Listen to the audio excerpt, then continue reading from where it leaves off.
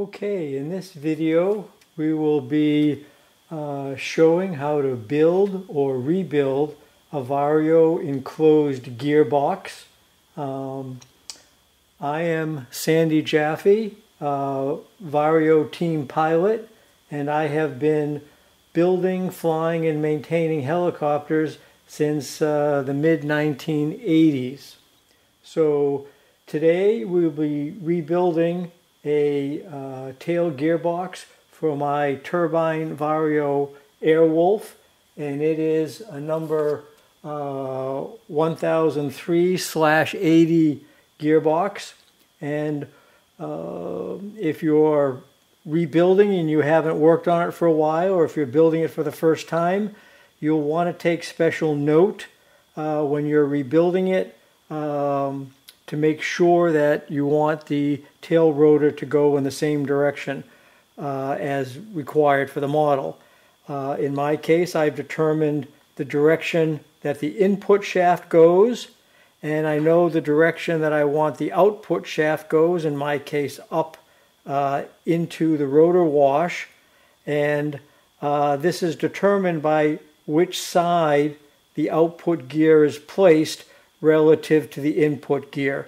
So in my case, the gear will be on the far side away from the output shaft. But these are things you'll want to determine because during the build, this has to be done correctly or the tail gearbox will rotate in the wrong direction.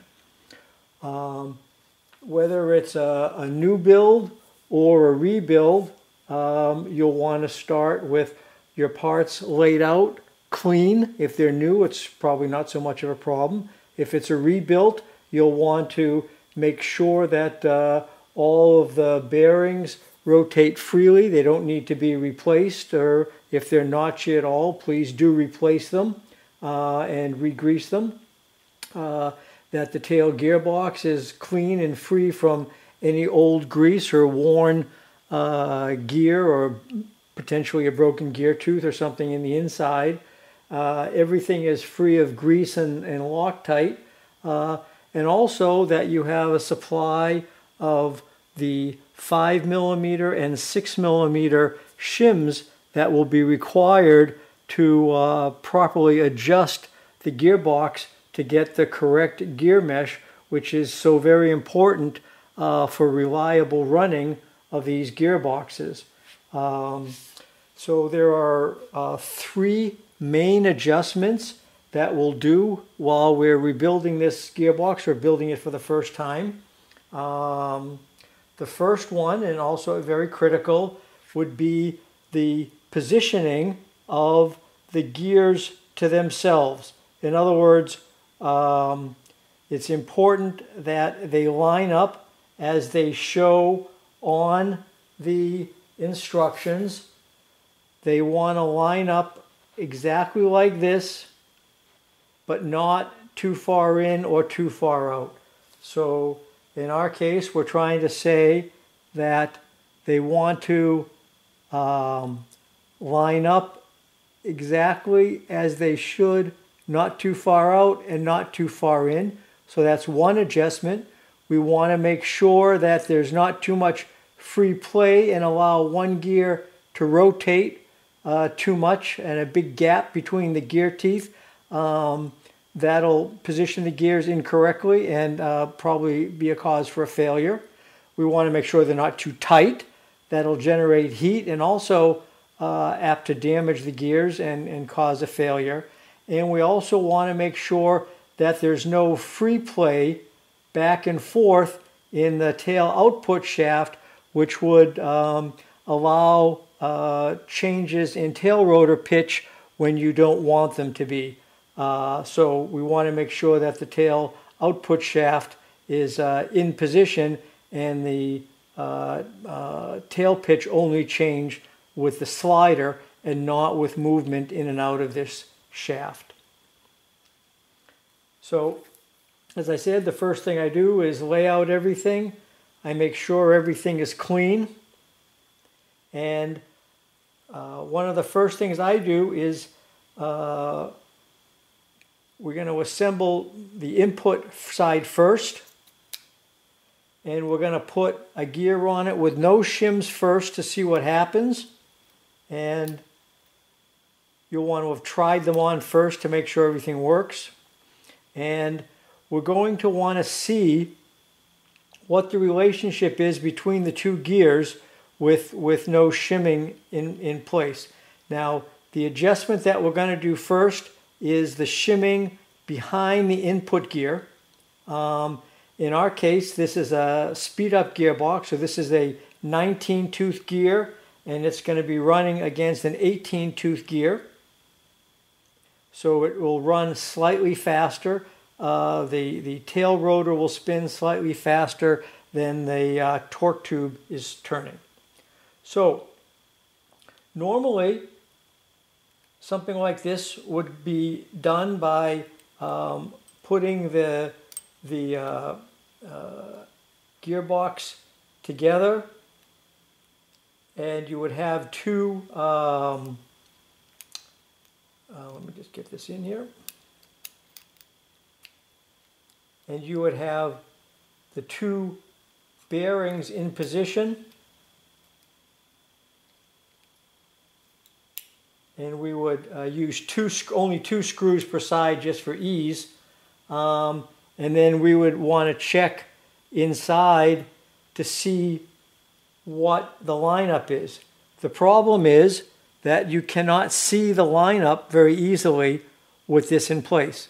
So you can see it quite well with the one side off, but the gear is not very stable against only being held by one position. There are two bearings here, so the input side is quite stiff, but with only the one bearing here,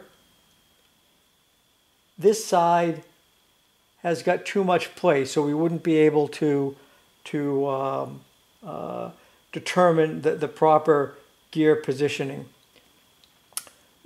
Another decision you have to make is there's two holes in the tail gearbox, and you want to decide, do you want the holes up on the top or do you want the holes up at the bottom?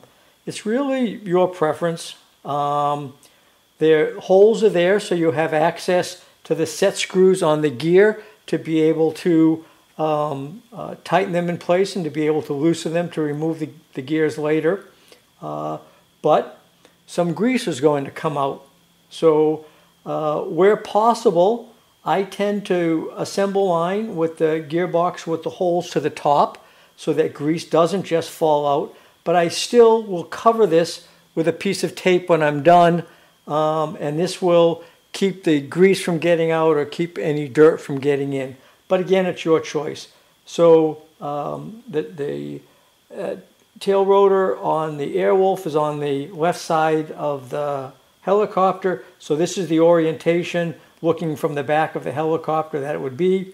So I'm going to go and put two of the normal 2x6 cap screws in to hold the one bearing in. I put two across from each other. There's a reason for that, to hold the bearing in position. I don't have to, there's no Loctite done at all at this point, because these screws will be in and out a number of times as we check things. So I'm just going to snug them down just a little bit so they hold position. But I have a little trick that I use to get the shaft to be a little bit more rigid. I take the second bearing block from this side, I turn it around so that the machine surface, this one is not such a great surface, so the machine surface on this side, I put it down and I take some longer screws, in this case 2x16 cap head screws, and put them in the opened two screws across from each other. And now we'll see, it's very important when you tighten these that you tighten them up equally so you don't try to get the bearings out of alignment. So I'm just going to go to it just touches and back off.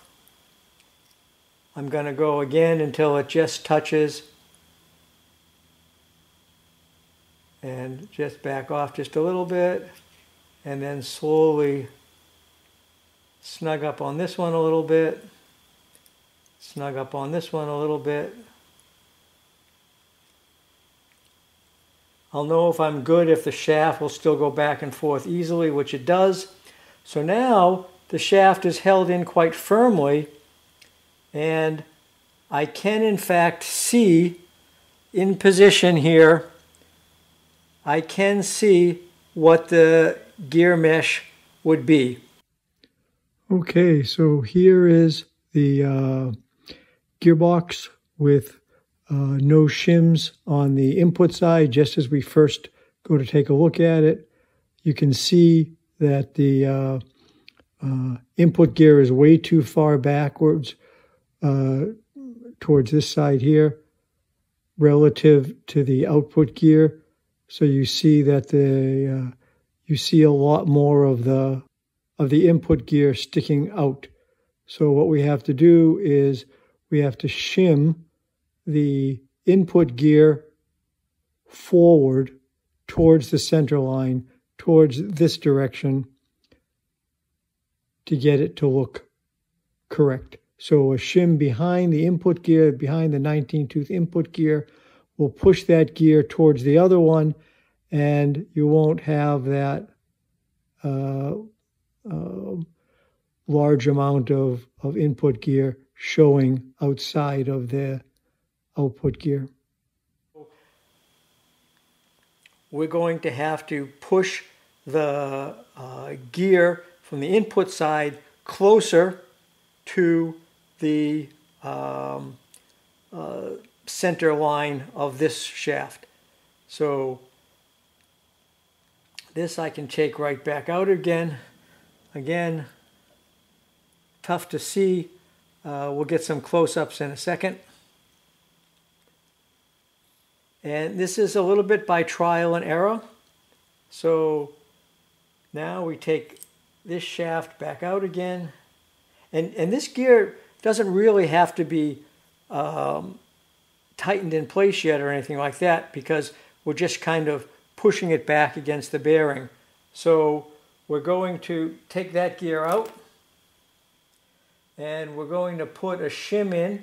I'm going to just try a 0.2 shim first, and this is why I keep some hemostats around. It makes it a little bit easier to just lay that in, and then I can just take the gear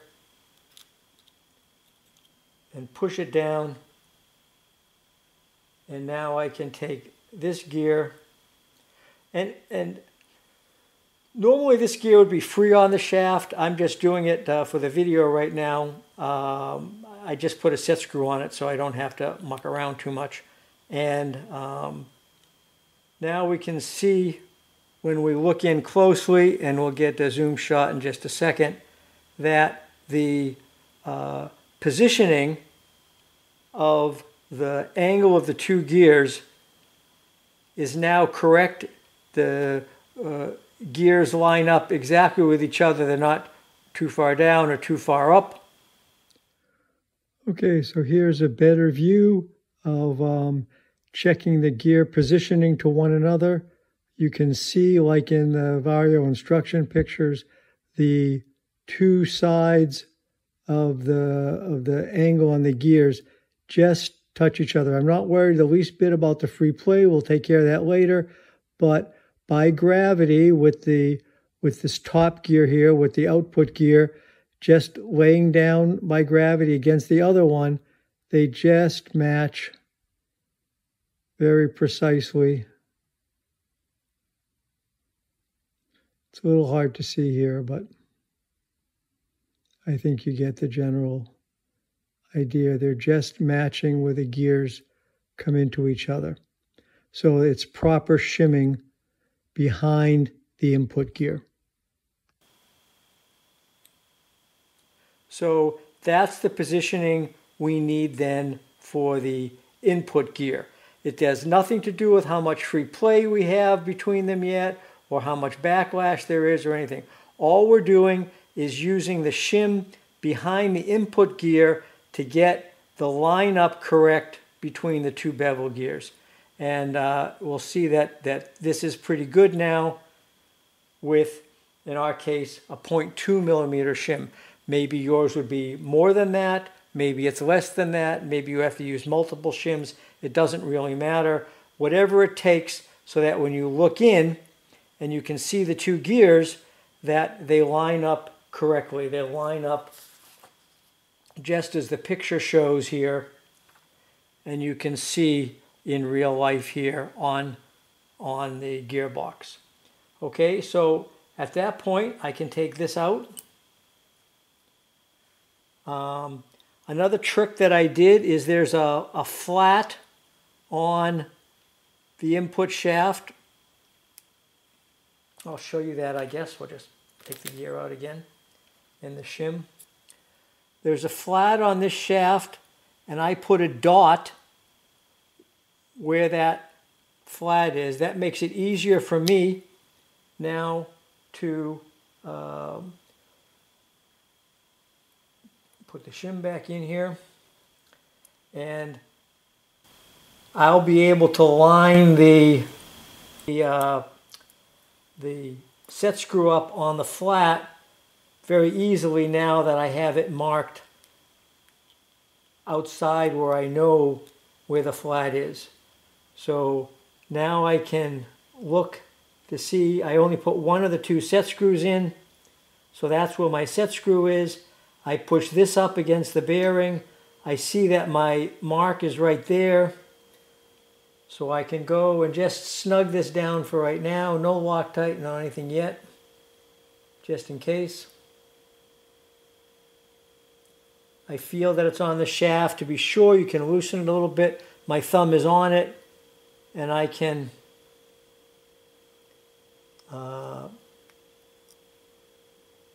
move it just a little bit. I feel it, that it's actually on the shaft, on the flat of the shaft, and then I can just snug it down and confirm that it spins quite freely.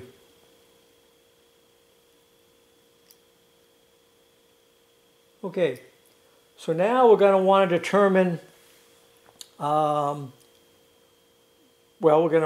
double check first. So while I still have my double bearing set up there, we'll go and double check that it's correct. And so now I'm actually going to just take this, loosen this set screw, which really should not have been tight from the beginning. And I can put it down, and we can see inside that the gears line up perfectly. But again, we have not set the backlash, the amount of free play that the gears have.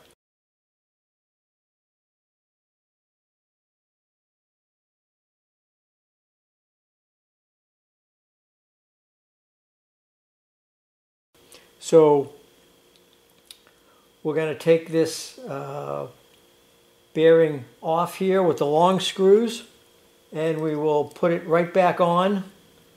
Its proper size would be done with the double bearing stack up for the one side.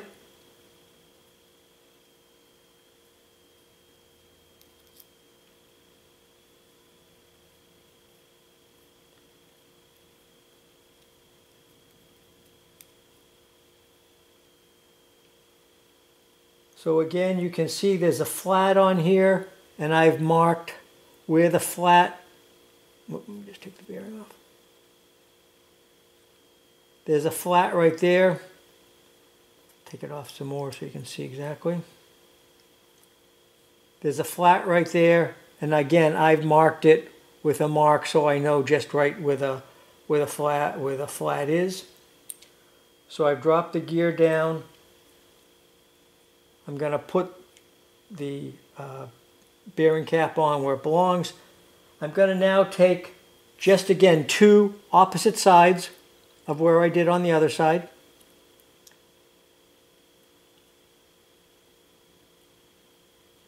Just going to hold it in with 2 screws because again it's going to be in and out a few times as we check.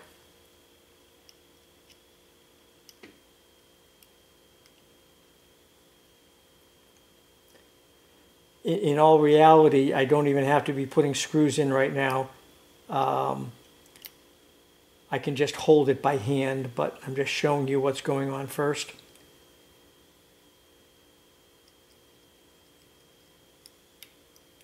So I could use the screws. I could just hold it on by myself, and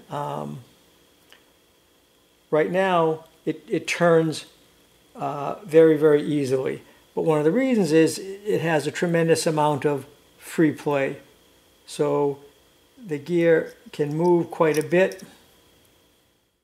Okay, so here's the output gear in place. I'm holding the bearing cap behind it in place, but you can see it has a lot of free play. So all of that free play has to be taken up with shim. So we'll reshim it and we'll see what happens next. So we need to put shims back and forth between the gear and the bearing to determine the position, because when it hangs down, we know that it's in the right position. We just checked that. And so now we want to keep it from moving back up again. So at the beginning, it's going to be easier without screws.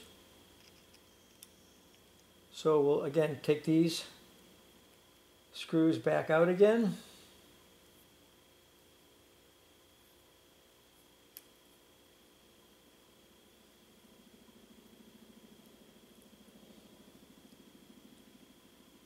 And it's very important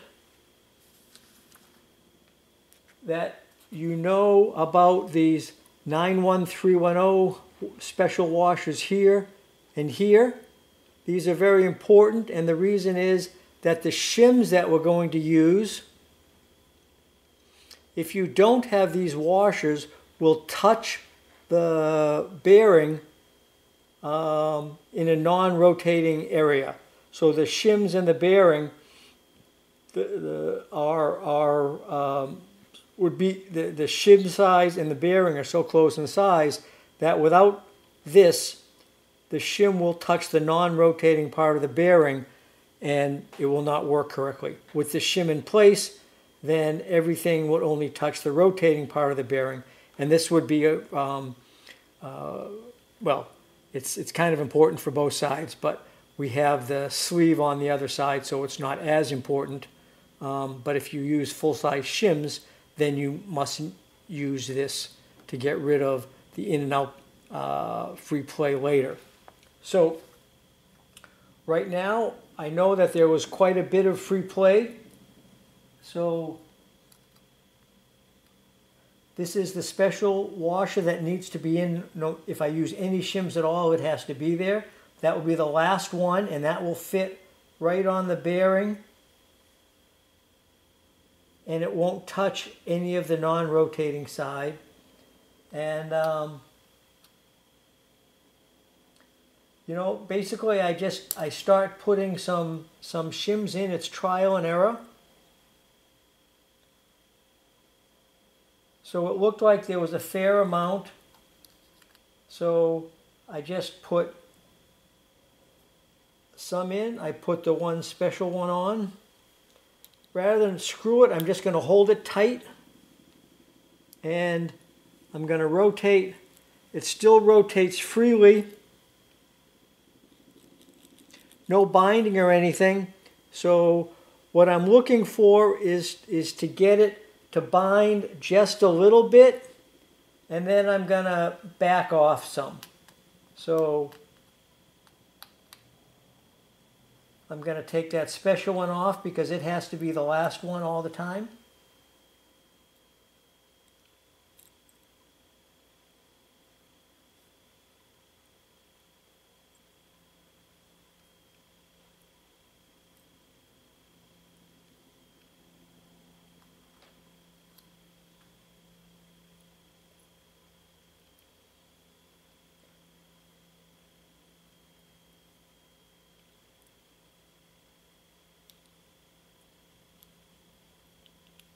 Okay, I just make sure the shaft is engaged.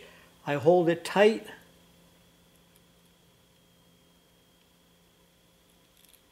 So we're just starting. We're just starting to feel, so I think I'm gonna be a little bit close. So here we can put a screw in to see.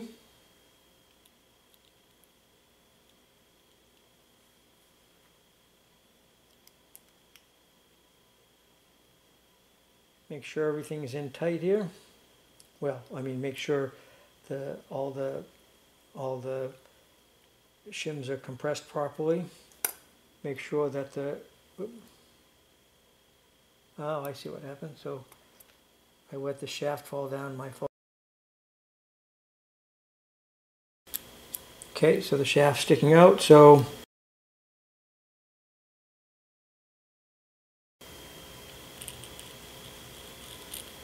okay, it's just starting to catch a little bit.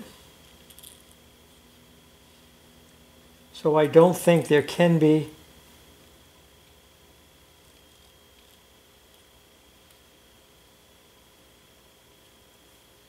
so this is with one additional 0.1 0.1 shim added. It's a little bit notchy.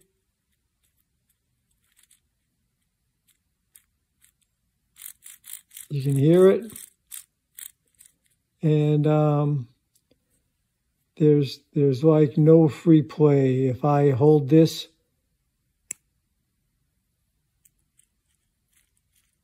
no, it's a little bit too tight now.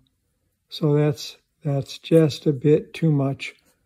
So I'm holding the other one. There's really no free play. That's apt to be a little too tight. So we'll remove that one shim and call it good. And there's really, if I hold the gear, I can't really turn this one. So that's a little bit too many shims. So I'm going to take one out. So basically the concept for me is to shim it until it just starts to bind and then take 0.1 of a shim out. So here, the special one is staying with there. I have I have 3.3s and basically a 0.1 shim here.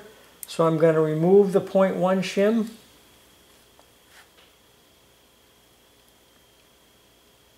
Reassemble it.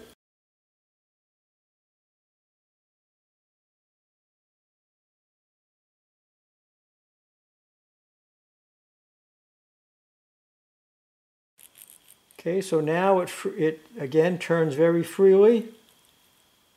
And if I hold the gear, there's just a little bit of free play on the input if I hold the output gear. And if I hold the output gear, there's just a little bit of free play there. So this is just spinning on the shaft now. I don't have the set screw tight. Seems pretty good. Okay, so the gear is just rotating on the shaft, and I can just feel the engagement, and there's still just a little bit of free play. So I think it's good. We'll get some close-ups for you.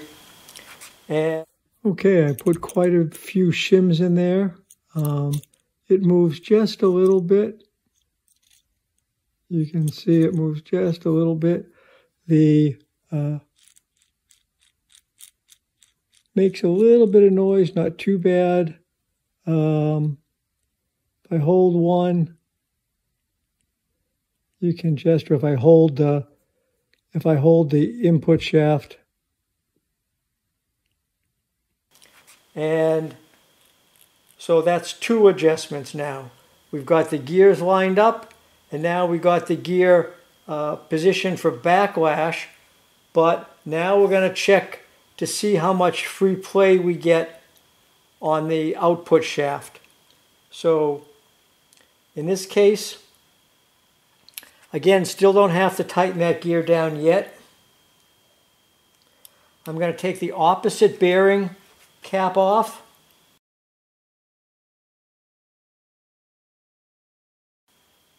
And we're going to put in the spacer sleeve.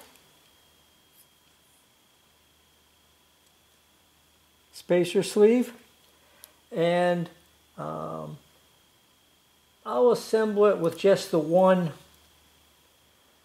spacer, making the assumption that I'm going to have to put some shims in later. The 191 91310, 91310. Now the bearing cap, and right now I can just hold them together, but I can see that there's really quite a bit of space here. You can see that sleeve moving maybe. Okay, the last adjustment is for the free play of the output shaft, so you don't get unwanted tail rotor pitch changes, things like that. So right now, the only thing that's on there is the brass spacer and the one special washer. And you can see we have quite a bit of free play. So this will be taken care of between the special washer and the spacer and this bearing block. We're going to put some more shims in to get rid of it.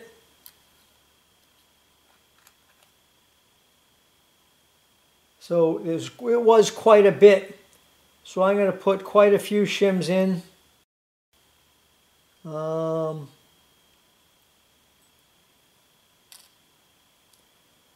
And this last one to make sure that the shims don't hit the bearing.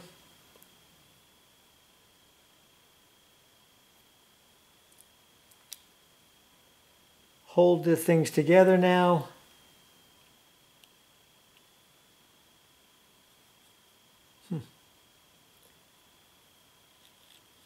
Still feels good turning this way.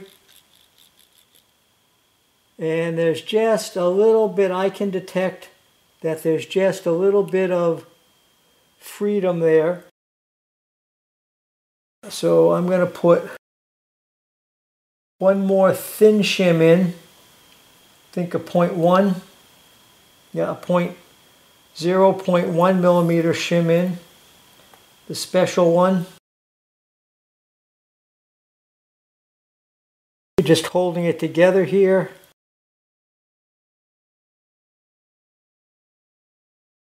Okay, it's not too bad. Let's take a look and see for real. So I'm going to put this on, put this bearing cap on with the two screws to make sure it's held snugly in position.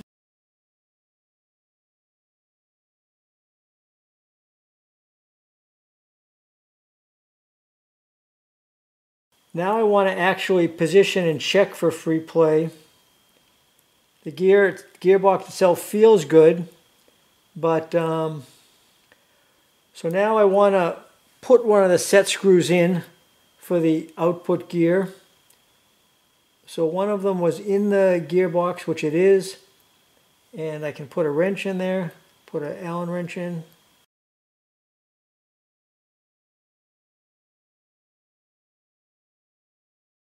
And I want to turn it so that we're at the flat. I have my little mark there where the flat should be. Okay, it feels like it's actually on the flat now. Okay. So now it turns very smoothly here, and I have no in and out play.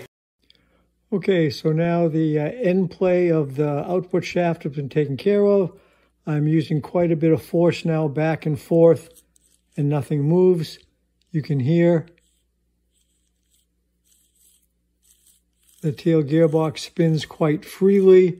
I'm holding the input shaft now, and that's how much free play we have. I'll turn it a couple more places.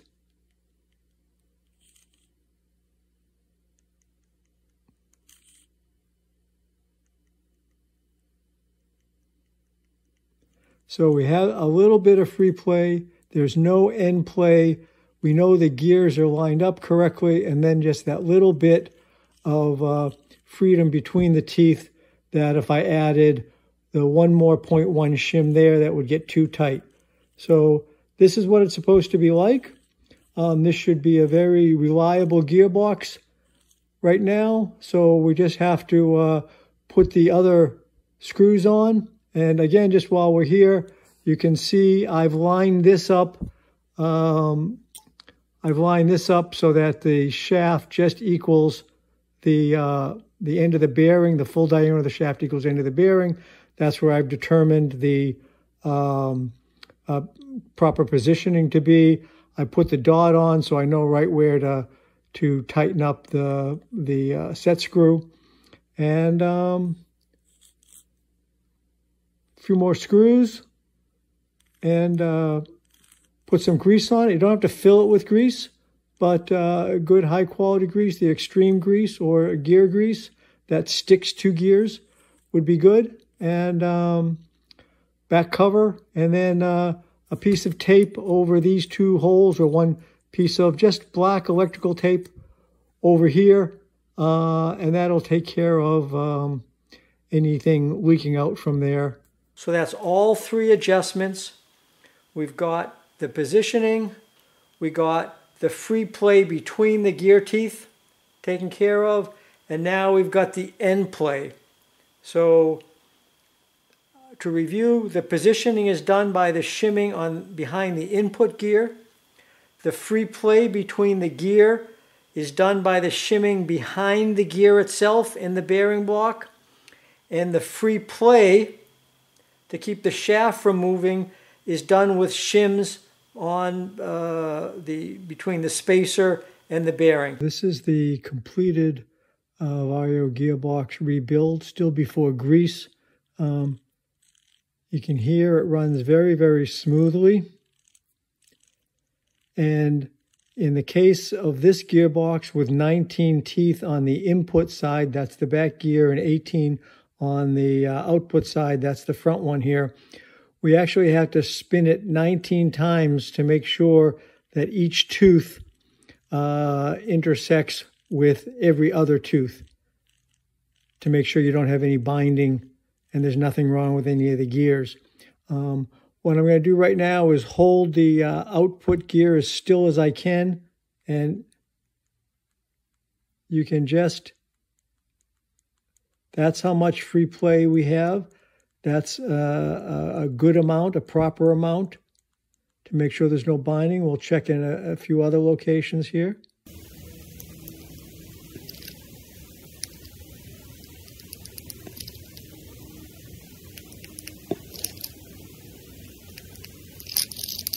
It doesn't matter if the gear is on this side of the transmission or this side. If the gear was on this side, we shim for the teeth clearance on this side and the backlash on this side. In our case here, I'm doing the shim for the teeth clearance on this side and the free play on this side. All that's left is to grease it up and check it out. So we'll show you all that in a little bit. So this is what I consider to be an appropriate amount of grease inside the tail gearbox. It certainly doesn't have to be filled. Even with just this much around, some will try to get out of that hole. I've already wiped that hole off just a little bit, that hole that's on the top for the input gear, tightening of the input gear set screws. I've put a piece of just regular black plastic electrical tape over the other hole and half of this hole, because this other one will be hidden by the tail boom when it's in place. So again, this runs very smoothly. You don't hear it making any noise. There's no play, and there's minimal backlash between the teeth. So besides how I believe a gearbox should be rebuilt, you can, just by turning it there, you can see I've already squirted a little bit more grease out of there. So it will get rid of whatever grease it doesn't want. Okay, and here is the completed tail gearbox ready to be installed in the helicopter. It runs very smooth. There's no free play this way, only what you get from the pitch change rod. You don't get any movement on the shaft itself. It turns smoothly, and it's ready to go. So I hope you found this informative, and we'll come up with more videos for other technical assembly projects. Thank you.